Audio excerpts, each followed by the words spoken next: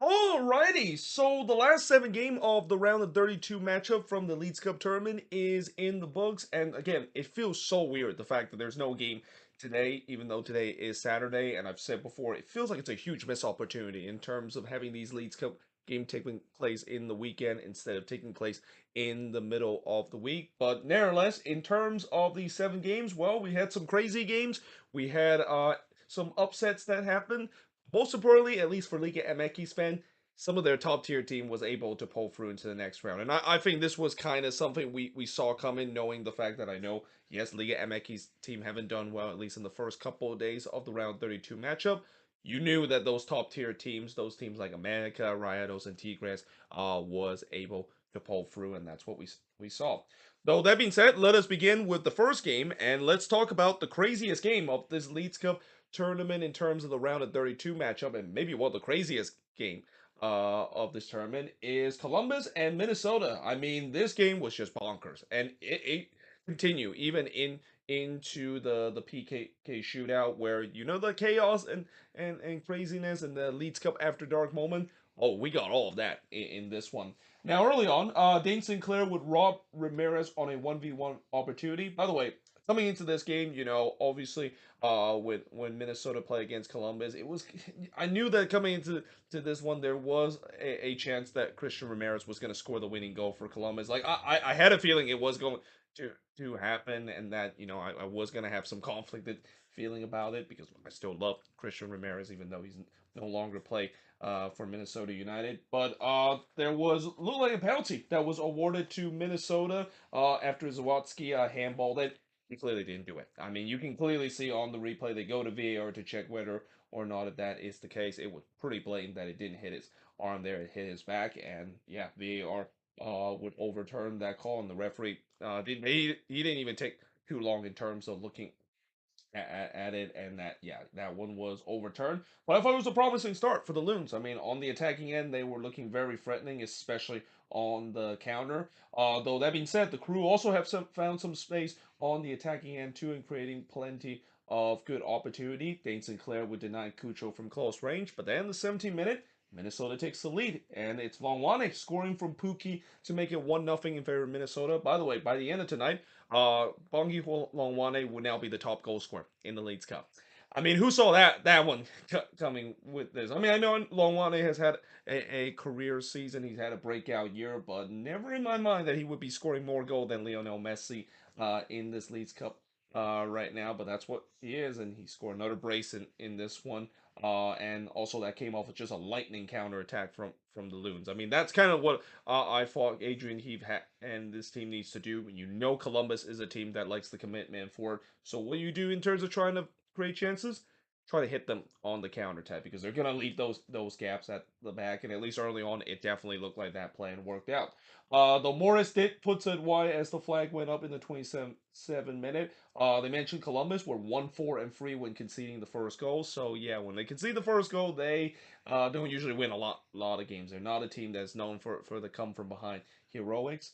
But I also thought that it seemed like Dane Sinclair already time wasting, even though we're only playing 26 minutes. I mean, I think by the end of the night, I'm pretty sure Columbus Crew fans must hate Dane Sinclair, especially of the classic shithousery that he did during the PK shootout. Though I will mention a little bit later, as much as Dane Sinclair did do the peak kind of shithousery that I wouldn't say peak shithousery, but he definitely did some shithousery doing the PK shootout. It is nothing compared to what I'll talk about a little bit later, where one of the goalkeeper literally did a magic trick as part of the peak shithousery that happened in the PK shootout. But yeah, in the 33rd minute, Nagby would puts it high from long range, and I thought the crew was starting to push for the equalizer, but again, the final ball was just not there for them. Matan would blast it high from close range, but then the 42nd minute, Columbus does get the equalizer. It's Malte Emerson. He scored from Cucho to make it 1-1 in this one, but that was a gift. I mean, that was an absolute gift. It's a terrible giveaway from Hassani Dotson there. Like, you simply cannot give the ball away against this crew team. You're going to get punished, and yeah, that's a very disappointing way to see this team concede a goal. And then Amundsen looked for another one, but this time he was denied by Dane Sinclair. And again, I wrote the midfield and backline has to wake up because that also came off another another turnover, and that could have been easily 2-1 in favor of Columbus, and would have done undone all the good work that Minnesota did in the first half. Because I thought in the first half they played relatively well, but they find themselves heading halftime with the scoreline tied up at one apiece, and it didn't take long for Columbus to take the lead in the second half, as in the 51st minute, Matan would score from Nagby to make it 2-1 in favor of Columbus. That was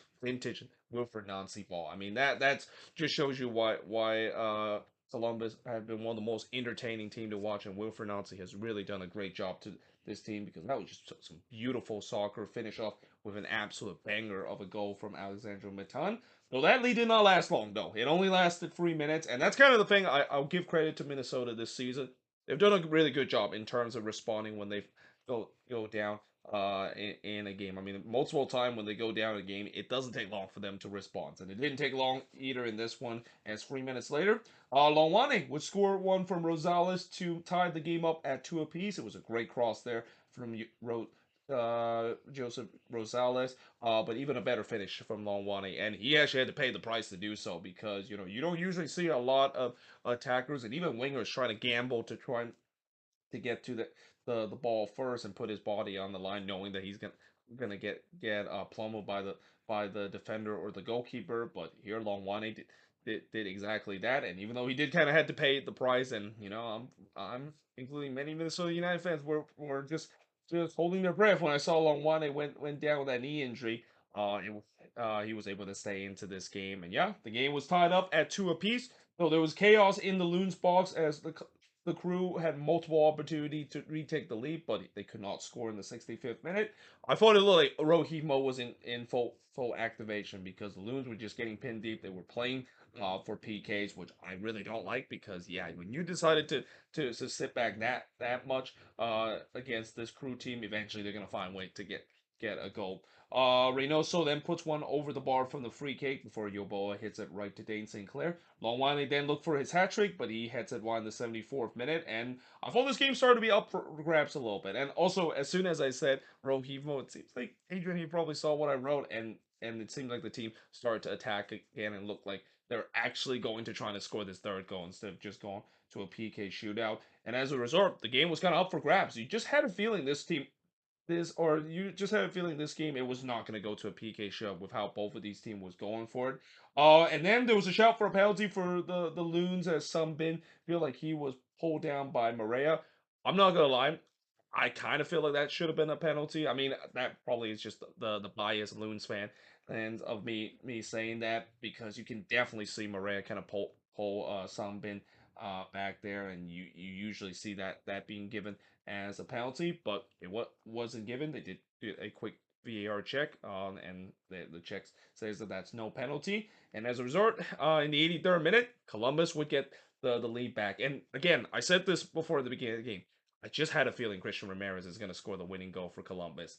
And guess what happened? Christian Ramirez scored what at that point was the winning goal for Columbus, as he scored here from Yoboa to make it 3-2 in this one. I saw that one coming, because this was the perfect revenge game for Christian Ramirez. And I know Christian Ramirez still loved Minnesota United, but you knew that coming into this game, he was a man on mission trying to get some revenge against the front office of the fact that, it still sucks of how the way that he ended his time with Minnesota. The front office should have never forced him out and forced that trade to LAFC a couple years ago, and you can see that he was definitely they remembered that and definitely took it personally in this game. So yeah, that made it 3-2, and again up to that point, I thought that was the game winner, because yeah, this feels like Chicago all over again from the last one. Cucho then go for the dagger, but he struck the post, and then he puts it wide from close range. But then in the 90th minute, you know how this Leeds Cup is full of chaos? Yeah, let's add more chaos into this game, as Hassani Dotson of all scoring from Reynoso to tie the game up at 3 apiece. This was not a banger, but more like a lucky deflection goal. I mean, I'll take it, but that just kind of sums up how we have clearly reached peak Leeds Cup game. Looks like this is one of those Leeds Cup after dark mode game where nothing makes sense. And keep in mind, that goal was scored literally as it was announced. It was 7 minutes of stoppage time, so this game was not over. And I think both of these teams realize it, because pretty much for the last 7 minutes, it was just a free for all. I mean, it was an absolute track meet. The defense and midfield just completely vanished in the last 7 minutes. Both of these teams going for the winning goal. Molino would then hit it right to Dane Sinclair before Reynoso would hit it right to Bush. Again, it felt like a trap meet. Defense and midfield completely vanished.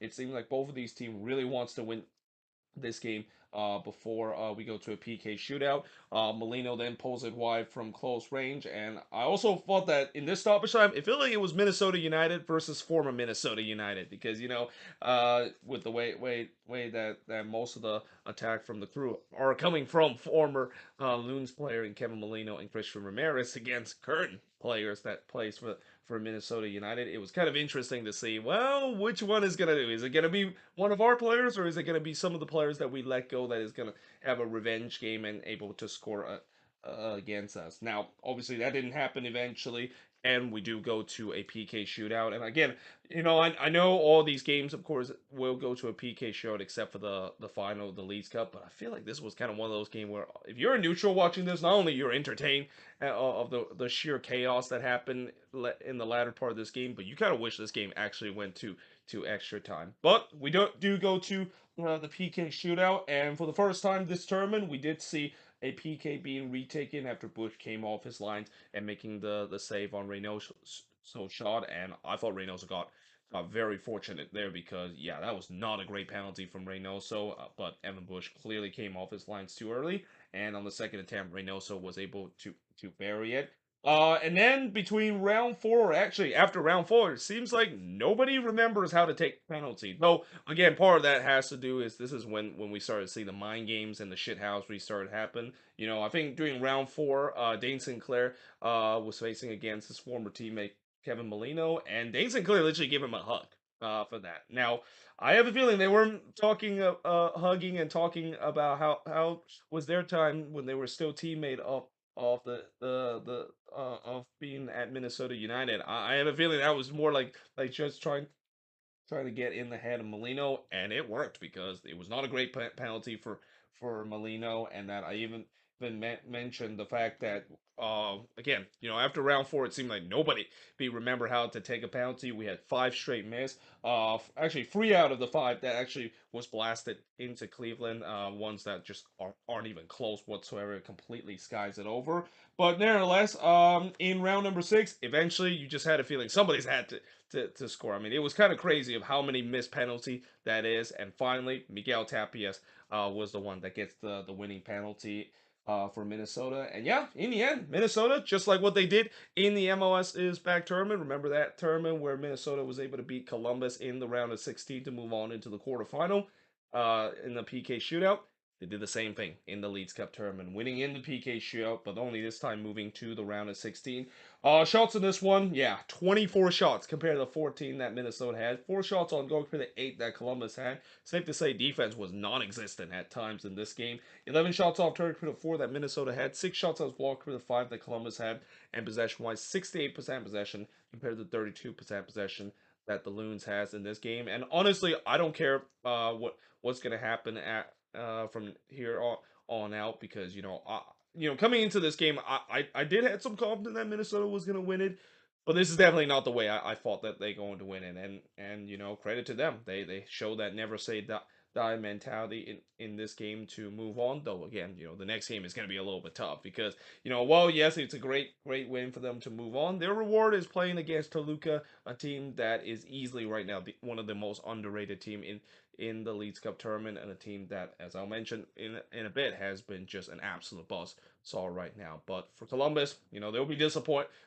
But the good news is up to now, I think for teams that are going to get eliminated, yes, they're disappointed that they're not going to move on. But I think some of these head coach will they don't mind knowing the fact that leagues play actually MLS play is going to start relatively soon. So in other words, it really doesn't matter the fact that if you do get eliminated, you're not going to get like a super long break like what we've seen other teams that unfortunately got eliminated in the group stage and then they got to sit for 3 weeks before the next match is going to happen.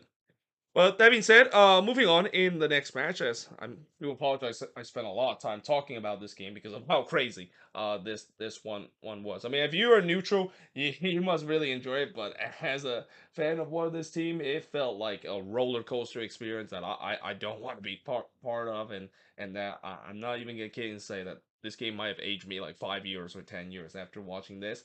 But nevertheless, moving on into the next match. Now, I mean, I don't know if you want to consider this an upset. I mean, I feel like I consider it an upset because I didn't think that Nashville was going to pull it off, but they did. And in some way, they kind of had to do it the hard way because, they were so close of getting themselves the win in regulation, and Cincinnati got that equalizer, and you thought the storyline was, well, looks like Cincinnati is going to move on in the PK shootout and had the momentum. Nope. In the first half, Cincinnati actually had all the possession, though the shots were only 1-0 for Nashville, as again, it was very kind of tense, and it feels like it really felt like a playoff game. Like as I said before, I won't be surprised we'll see this one being a playoff matchup in the latter part of the season. It was very tight. Nashville though, I thought that did start to grow into this game after they kind of went an early Cincinnati pressure. I mean, I wouldn't say pressure because of the fact that Cincinnati really didn't put a lot of chances, but there were times where Cincy was kind of dominating this game and it looked like eventually they were going to get the opening goal. So in the 28th minute, Acosta did puts it wide from close range before Khan denied Pico from close. Mukhtar then tried to chip the keeper from the halfway line, but Khan just got back to his lines and gathered that one. We've seen that a lot this season where teams have decided to chip the keeper. I feel like ever since we saw someone did this, everybody's tried to do the same thing, and more time or not, it just doesn't work out. But we do head to halftime, scoreless between both of these teams, and the second half, Bopenza would puts it just wide from close. As again, not much really happened either in this half too. Neither of these teams was doing very well in the final third, but again, a lot also has to do with the fact that there was a huge battle in the midfield. I mean, it was like battle of midway in terms of how the midfield battle was between both of these teams. Vasquez then missed wide from close in the 55th minute, though I thought Cincinnati started to push for the opener. In Nashville backline, I thought they were starting to live on the ropes because of the way that there's times where they have done a lot of last ditch defending. But little do we know that it would be Nashville, the one that gets the opening goal. It's Anibal Godoy that gets the opening goal for Nashville in this one. It came off a set piece, which that's what Nashville likes to do. I mean, ever since Nashville came into the league, they have always been good on set pieces. That's the DNA of a Gary Smith team. And yeah, it's unsurprising that they score off of a set piece and really against the run of play because you thought that Cincinnati had the momentum and they could have got themselves a 1-0 lead. Costa did look to respond, but he missed one in the 72nd minute. And it feels like it's a low block for Nashville. Like you can clearly see that this has started to look like your typical low block that Nashville and Gary Smith put in the latter part of this game to trying to hold on to win this one. Bopensa then blasted high from close range, but then in the 81st minute, a penalty would be given to Cincinnati as Jack Mayer would shove Vasquez to the ground. Yeah, that was not a great moment there for Jack Mayer. Like there was really no need for him to shove Vasquez to the ground there. It's always going to be a penalty, and Vasquez, of course, won the penalty. He took the penalty here, and he slots it home to tie the game up at one apiece. A little bit surprised to not see Lucho Acosta take it because Acosta has always been the penalty kick taker. But I guess if Vasquez won it, then he might as well just take the penalty, and he slots it home here to who basically tied the game up at one apiece. Now, in the 89th minute, Kubo would then blast it into the Bailey, and I thought the momentum was with Cincinnati. Like, you can clearly see Nashville was playing for penalty. Now, Cincinnati was trying to get the late winner, but we don't get the late winner, and we do head to a PK shootout. And in the PK shootout, if you thought that Cincinnati had that momentum and they were going to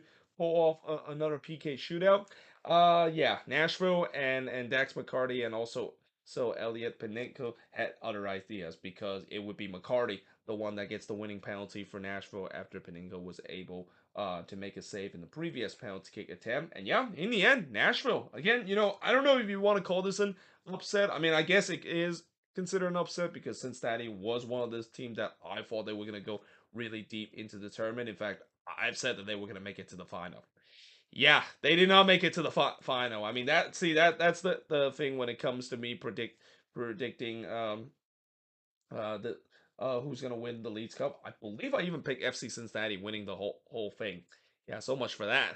Now they didn't even make it out of the first round. I mean that's why I also apologize to Cincinnati fans in advance when I make that video that I might have just jinxed them, and I think I did. But nevertheless, shots in this one: 13 shots for the 8 that Nashville has, 5 shots on goal for the 4 that Cincinnati had, 7 shots off target for the 2 that Nashville has, 1 shot that was blocked for the 2 that Cincinnati has, and possession-wise, 67% possession compared to 33% possession that Nashville has in this game. And yeah, big win for Nashville in this one, and I think they kind of deserved it because I thought Cincinnati was just kind of off in this game. Yes, at times they were dominating possession, but they just looked very lackluster in the final third, which that has been an issue this season.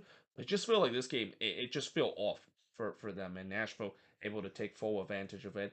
And yeah, like I said, they are moving on into the next round. Though again, it's going to be a daunting task for them in the next round now that they facing against Club America. And speaking of Club America, they're probably very happy about that because I mentioned before how Mexican team, they really hope that they don't have to play in Ohio. Good news for them, they don't have to play in Ohio. I mean, and you could say in some ways say it was a rough night for Ohio team with both Columbus and Cincinnati team being knocked out in the round of 32. Speaking of Club America, they of course does get the win against Chicago. Though, as I'll say when I talk about these MLS team that got eliminated by a Liga MX team, they put a heck of a fight against them. Well, unless your name is not Sporting KC, and we'll talk about now that disastrous class that they had against Toluca. But really, the besides Sporting KC, all these MLS teams really put a fight against these top tiers Liga MX team, and in some way, I would say Chicago probably should have got this one at least to a PK shootout because, well, yes, Club America was dominating in this one. It wasn't like Club America was just flying in this one.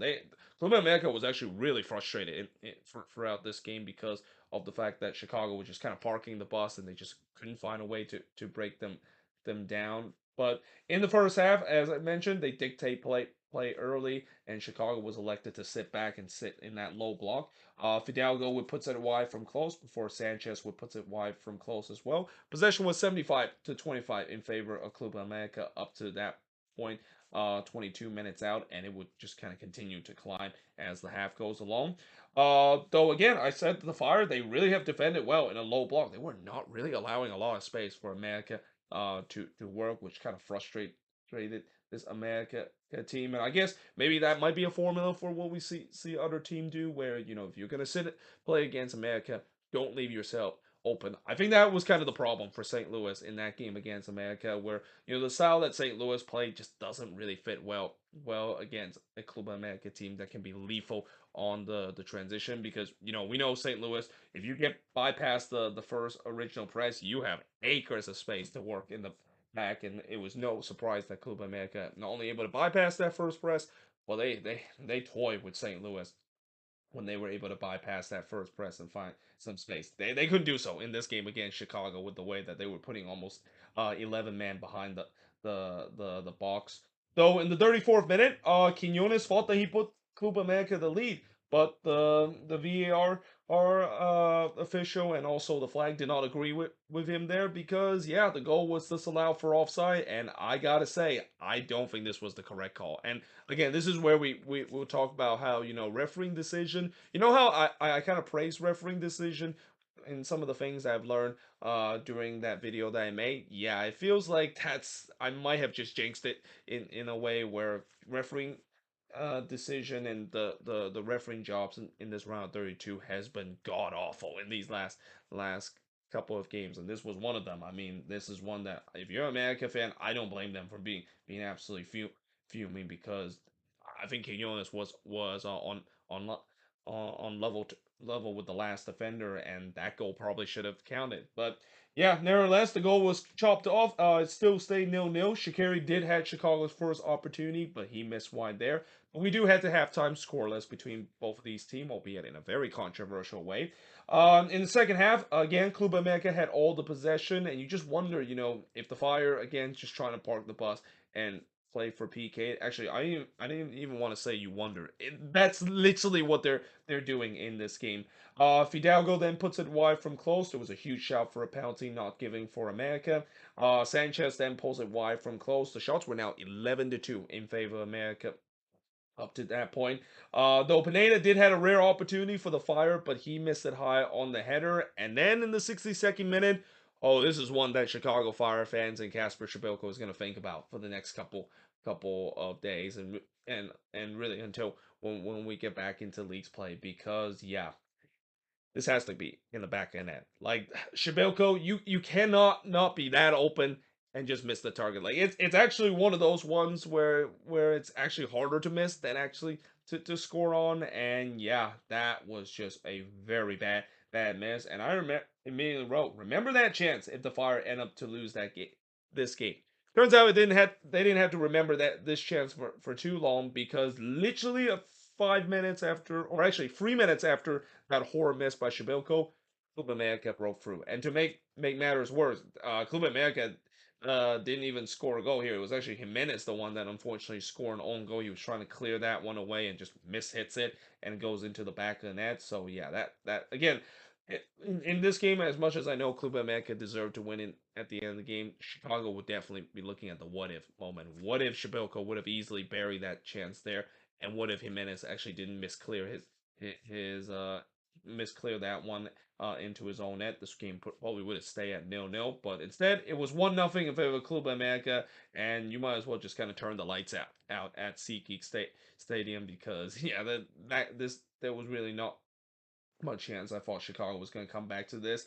And to make matter worse, to add even more insult to injury, Chris Brady had to be subbed off of an injury, and Richie has to came in. I think it was a back injury that he suffered. He landed very awkwardly there. So yeah, that's definitely not great news for the Chicago Fire, because Chris Brady has been lights out so far this season.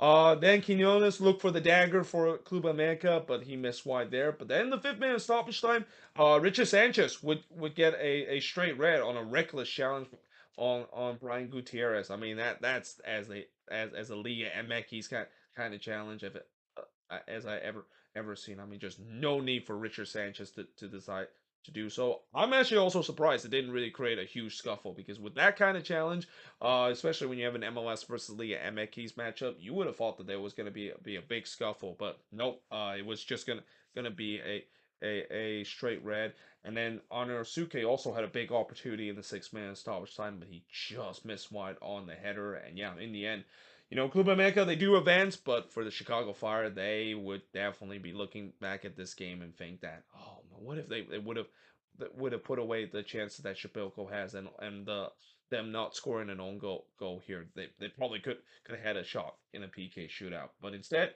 as I said, Club America wins 1-0 in this one. And the shots in this one, 14 shots for the 5 that Chicago has. No shots on goal for the 3 that Club America has. Both team had 5 shots off target, 6 shots that was blocked with, none that Chicago has. And possession-wise, 62% possession compared to 38% possession that the Chicago Fire has in this game. And I think also coming out of this game, as much as I know Club America played very well in that game against St. Louis, they look very beatable. They really do. And I think in the next game, you got to think Club America, they're gonna have to face the same issue that they just did against the Chicago Fire, because I know with the way Nashville is gonna approach that game against Club America, Gary Smith is going to bring out his typical low block, kind of hard to break down. And if Club America has problems to trying to break down a low block against a Chicago Fire team, yeah, good luck trying to break down a low block of a Nashville kind of team. So again, as much as I know people say that Club America, they're happy that they don't have to play Cincinnati, don't have to go to Ohio, which is pretty much like a graveyard for all Mexican team. I don't think a matchup against Nashville is going to be favorable for Club America too, especially with the way that Nashville almost played that similar style that Chicago implemented in this one, and they had a lot of problem in terms of trying to break through, and we're kind of fortunate that they rely on an own goal to get them through into the next round. With that being said, I am now going to switch boards and look at the last 4 games to conclude the round of 32 matchup of this Leagues Cup tournament. So moving on, in the next game is Leon and RSL, and this was really a game of two halves. I mean, in the first half, It was pretty much all Leon, and it looked like RSL was staring down the barrel. And then the second half happened. And whatever Pablo Mascherani said to this team at halftime, it clearly fired up this team because in the second half, it was night and day seeing an RSL team how they play against Leon compared to what they did in the first half. So, that being said, in the first half, Tota did deny Ruiz as that was the first shot of the game. And in the 7th minute, Leon would take the lead. It's Moreno that scores to give Leon a 1-0 lead. It was not great defending there from RSL whatsoever. And yeah, they found themselves 1-0 down. Rubio trying to make it 2-0, but he missed wide from close, and then he tried to do it again just 2 minutes later, but this time he missed high on close. And despite the fact that I also thought that the possession stats still in favor of RSL and they still had most of the possession, they look out of ideas whenever they go for it on the attacking end, and that there's just times where Leon has been able to counter with success against this RSL side. Hernandez then puts it wide from close in the 40th minute, and we head to halftime with Leon leading 1-0 in this game. And again, up to this point, you just think that, yeah, it looked like RSL was screwed because of the way that they have played nowhere near the level that they look. But then the second half happened, and I'm pretty sure Pablo Mastroeni must be livid at his team and must remind his team that they are definitely better than what they did in the first half, because yeah, in the second half, that's when they really showed up. And it started in the 47th minute as Luna had a shot that was put wide off of a deflection. They actually award a goal kick, which that was the wrong call because it clearly took a deflection. And again, just another example of refereeing decision in the round of 32 has been just absolutely abysmal compared to what we've seen in the group stage. Once again, RSL was on the front foot, but the question is, can they get the equalizer? There was a huge shout for a penalty for RSL not given, and then the post denying Savarino from close before Maswowski would also strike the post. This time it's actually the other post that he strikes. So in a span of 2 minutes, RSL have hit both posts, and even though as much as I thought it was wave after wave of pressure that RSL was pushing, you just wonder, is RSL going to get blue ball again? Because we've seen this before where RSL looked like they were going to get that goal and they never did. And in the 59th minute, they started to kind of put that frustration toward Leon because we really started to get some coming together. We saw some pushing and shoving that was happening between both team, and then things kind of started to settle down a little bit. It feels like Leon ride out the pressure until it wasn't, because in the 69th minute, Danny Muswowski, he ties the game up at 1 apiece, and then before you even go to the bathroom and come back, it would be 2-1 in favor of RSL. And guess who it is again? It's the Moose. He scored here from Brody to make it 2-1 in favor of RSL, and it's safe to say the Mooses definitely lose. I mean, this was just like in a span of just 70 seconds, RSL has completely turned this game on its heads and complete this comeback, and Leon just completely imploded in the last 2 minutes. And in the 81st minute, RSL basically said lights out in this one as Chicho Arango. I mean, who else? But him scoring the dagger goal for RSL against Leon. I mean, pretty much lights out at the right here. That was pretty much the final blow for Leon. Rubin then trying to make it 4-1, trying to put an exclamation mark, but he blasted high from close range. And yeah, in the end, RSL, a great come from behind victory in this one, winning 3-1 against Leon. The shots in this one, 8 shots for the 18 that RSL had, 6 shots on goal for the 2 that Leon has. Both teams had 5 shots as off target, 7 shots that was blocked for the 1 that Leon has. And possession-wise, 51% possession compared to 49% possession that RSL has. And like I said, it was really a game of two halves, with Leon being the better side and RSL being better in the second. But as the old saying goes, or as the saying goes, if you're gonna have a game that has a game of two halves, you better beat the team that is better in the second half compared to the first. Because even though you're the better team in the first half and score the goals, if you don't do it in the second half, and you basically let this game get away from them, which is clearly what happened in Leon in this one, the other team is probably going to win. But full credit has to go to RSL. And again, that second half just shows you the ability that RSL had, and that they are definitely a team that, again, I think they're a big sleeper pick in terms of going deep in this tournament. And I wouldn't even be surprised when we get back to league play. This is a team that I won't be surprised could be a dangerous team, and a team that you just simply do not want to face when they play in the Western Conference playoffs. Speaking of a sleeper team, moving on into the next match is Toluca and Sporting KC, and I think the official sleeper pick in terms of this Leagues Cup tournament has to be Toluca. I mean, it's kind of crazy the fact that not many people have talked about how dangerous this Toluca team has. In fact, this is now three straight games that they score 4 goals. They're literally averaging 4 goals per game in this Leagues Cup tournament, and in this one, they just completely blown Sporting KC out of the door in this one. But early on, there was a shout for a penalty not given to Sporting KC before Tommy did have the first shot of the game, but he pulls it wide there. Dominguez then had Toluca for a shot, but he blasted wide there. There was another shout for a penalty for Sporting KC not given. And then Postcamp would rob Raul on a 1v1 opportunity. I mean, that was a big save there from John Postcamp. But also, that came over a turnover from Sporting KC. And then Postcamp would deny Raul again in the 28th minute. That also came off of a turnover from Sporting KC. Yeah, it's safe to say that Sporting KC cannot afford to do that again because there's one thing about turning the ball over, but there's also another when you face against this Toluca team or even face against any opponent. You just cannot keep playing with fire and just keep giving the ball away because eventually it's going to come back to burn you. And in the 29th minute, Toluca did get the opener. And unfortunately, again, it's an own goal here from Rosario to make it 1-0 in favor of Toluca. Not long after, Toluca would make it 2-0. It's Pedro Raul. Again, a guy that I think he is also one of the most underrated player in this tournament right now. He's been on a man on a mission. Like between him and Bongi Lonwane, these are two guys that I don't think people give enough credit of what they've done to their team. But yeah, he scored here for Morales to make it 2-0 in favor of Toluca. That Sporting KC defense have just completely evaporated in the last 10 minutes. I mean, it was non-existent whatsoever. Though Libo did try to get an answer for Sporting KC, but he puts that one wide. And then the post denying Gutierrez of a banger in the second minute of stoppage time. Though Fontes thought that he put the ball into the back of net and give a lifeline for Sporting KC.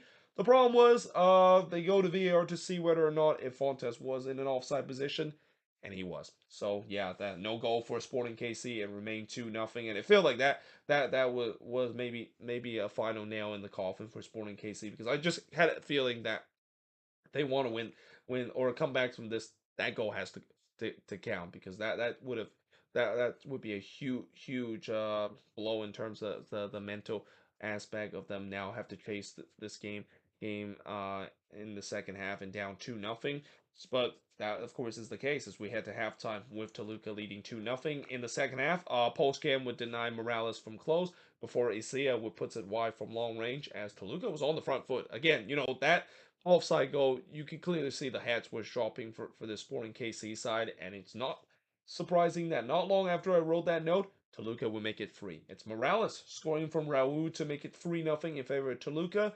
8 minutes later, Dominguez would score from Harada to make it 4-0 in favor of Toluca. And Sporting KC, I thought at this point, they might as well just play the kids. I mean, Peter Vermees might as well just subbed off all his starters and play the kids here and wave the white flag because, yeah, this is a domination that we have not seen an MLS team suffer a lot throughout this Leagues Cup tournament, and Toluca just got absolutely blown Sporting KC out of the door here. Tommy then puts it wide from close range before the post would deny Agata from close range in the 78th minute, but Agata does get himself on the score sheet in the 88th minute to give a consolation goal, but that was really it. There was no way Toluca was going to blow a 4-0 lead, and they don't. They win 4-1 in this one, and the shots in this one, 15 shots for the 12 that Sporting KC had, 2 shots on goal for the 8 that Toluca has, 3 shots off target for the 6 that Sporting KC had. Both teams had 4 shots that was blocked, and possession-wise, 53% possession compared to the 47% possession that Toluca has in this one, and not only the fact that Toluca got their revenge against Sporting KC from a couple of years ago when they lost to Sporting KC in the CONCACAF Champions League, but they definitely got revenge in a big way. And again, this is why I said with Minnesota moving on into the next round. I mean, it's great that they beat Columbus in a dramatic win, but their reward is now playing against a Toluca team that, again, this is definitely a sleeper team. I think a lot of people are sleeping on this team. This team is just as dangerous as some of the top tiers team like Club America. Rayados and Tigres, and I even will say that they're probably even more dangerous than what we see from Club America right now, because I feel like America, yes, I know the namesake is there, but besides the St. Louis game, they haven't really played very well so far in this tournament and have looked beatable so far. That's not the case for Toluca. I mean, Toluca right now. I mean, I know Nashville gave them a good fight, but ever since that, they have just been a buzzsaw, and I am definitely not looking forward to when they face against this Minnesota team that Minnesota has had problems in terms of their midfield and defense, and against this Toluca attack, oh boy, this could get ugly for Minnesota if they're not careful. But hopefully that, of course, is not the case. But that being said, moving on into the next match. So now we're going to talk about the team that are are from north of Mexico, and the two teams that a lot of people think that they're gonna be going deep into the tournament. But the good news I will say about Rayados and Tigres is that they will have to meet each other in the next round, which in the end it turns out that is the case. So at least the good news for MLS team is one of them has to be knocked out before the round of 16. But that being said, I will say this about these two northern Mexico team and these two giants of Liga MX. They didn't really play well when it comes to these round of 32 matchup. In fact, in this game between Rayados and Portland really give Rayados all they can handle. I mean, the Timbers, this was just one of those games where, yeah, if they were just a little bit better with their finishing, they could have easily get this one to a PK show or even win this game. But as the old saying goes, when you're not clinical and you're the underdog, yeah, you're probably not gonna win the game. But early on, in the fourth minute, Bollywood puts it wide from long range, and there was a shout for a handball from Rayados that was not given. For Moreno, would puts it wide from close, and again, I thought it was a promising start for the Timbers. They were looking to get the opening goal. Boley would then miss wide from close range. I mean, this was a rough game for Frank Boley, and Frank Boley at time was kind of the offense for this Timber side, but yeah, this was a rough game for him. He just could not finish. I mean, to be fair, this was a rough game for those Timbers attackers that they just didn't find their shooting boots in this game whatsoever. And I also wrote, will these missed chances come back to haunt Portland? Because Rayados, they are known to be a very clinical team, so I had a feeling these misses is going to come back to haunt the Timbers. Mascara then hits one right to Andrada before Betterame would miss a sitter from close range. I mean, that was pretty shocking. The fact that Betterame missed that, because he's been just so lethal in front of goals. Oh, and that it was one that I think Portland really got away with it, because that is a rare time that Betterame would miss that shot that badly from close range. Spirit then pulls it wide from close range, but then in the second minute of stoppage time, Monterrey would take the lead. It's Meza scoring from Romo to make it 1-0 in favor of Rayados, and that's got to be a killer for the Timbers too, because they came so close of heading to halftime 0-0 and playing relatively well, but now they find themselves 1-0 down heading into the second half. And in the second half, Meza would hit it straight to Ivicic, as I thought Rayados, again, they started the second half strong, and this is where I worry for the Timbers, because this is where Rayados really is going to kick into gear. Though Bowley didn't miss wide from close range, and I thought this game was opening up as both of these teams was playing on the counter. Not a big surprise, because that's kind of what the Timbers likes to do. Meza then was in on go, and he tried to chip Ivicic, but he struck the post there, and Bravo almost redirected on in back into the back of net as an own goal there. So basically, it hits the post and it came off of Bravo, and he just was very fortunate that it bounced out of play for a corner. But just a reminder how dangerous this Rayados team is. Though in the 72nd minute, Moreno did try to go on his bike, trying to do a Jimmy Chara, but didn't quite do so in this one. He whiffed that one. Yeah, if that was Jimmy Chara, I think that probably would have been in the back end net. Just saying. But there was no doubt Portland was pushing for the equalizer. This is where you kind of started to see where Monterrey was trying to sit in and maybe hold on to this 1-0 lead. And I've said before, when you decided to do that, especially you're the road team, it's most of the time or not, it's not going to work out in your favor. Blanco then flashed one wide on the volley before Chara would hits it wide from close range. And I just feel like it's just not Portland night in terms of finishing, because they had a lot of chances in this one.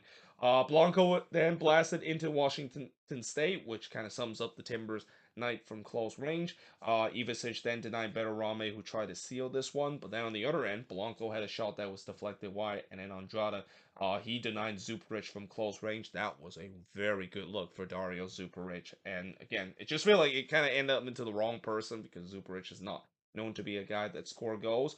And then as the final whistle was blown, it really kicked off. I mean, this is when there was just an all-out scrap that was happening. I think there was a red card that happened with Jimmy Chara, and then there was a couple of Rayados player that was sent off, but then they actually only got a yellow card when the referee decided to go to VAR to sort out the mess. But yeah, I mean, it was a very ugly brawl, probably one of the more uglier brawl and uglier scrap we've seen this tournament. But that's kind of expected because you could see the Timbers were very frustrated, and they kind of took that frustration out near the end of the game. But in the end, it's Rayados moving on into the next round. Shots in this one, 13 shots for the 17 that the Timbers had, 5 shots on goal for the 4 that the Timbers had, 4 shots off target for the 10 that the Timbers had, 3 shots that was blocked for the 4 that Rayados had, and possession-wise, 52% possession compared to the 48% possession that Portland has in this game. Like I said, very frustrating game for the Portland Timbers. I mean, I really think they play well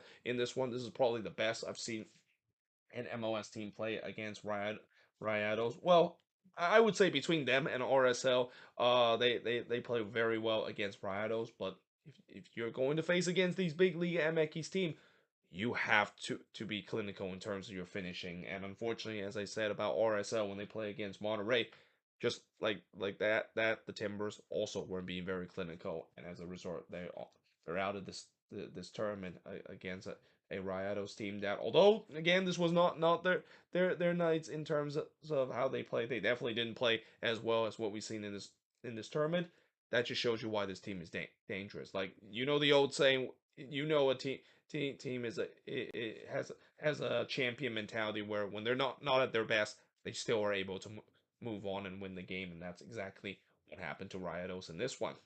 But yeah, moving on into the last game of the round 32 matchup, and I actually forgot to put the penalty kick, who wins the penalty kick score in this, but I'm pretty sure you guys already know who won that penalty. Of course, it's Tigres, the ones that wins the penalty against the Vancouver Whitecaps. Though it didn't start off great for Tigres. In fact, just like Portland, Vancouver really give Tigres all they can handle in this one, and the Whitecaps actually got off to a dream start as Pedro Vite would score here in the ninth minute to give Vancouver a 1-0 lead. That was just a wonder strike there from Pedro Vite, and I thought it was a promising start for Vancouver. They were looking like they were the better team early in this game and were looking to try to make it 2-0. Though Gorion did had a shot that was clear off the line by Raposo, so Gorion tried to score for the second consecutive game after he scored in the last game against the Quakes. It was end-to-end action. I mean, both of these teams, just like this one, where Vancouver is a team that's known to play on the transition. The same goes for Tigres.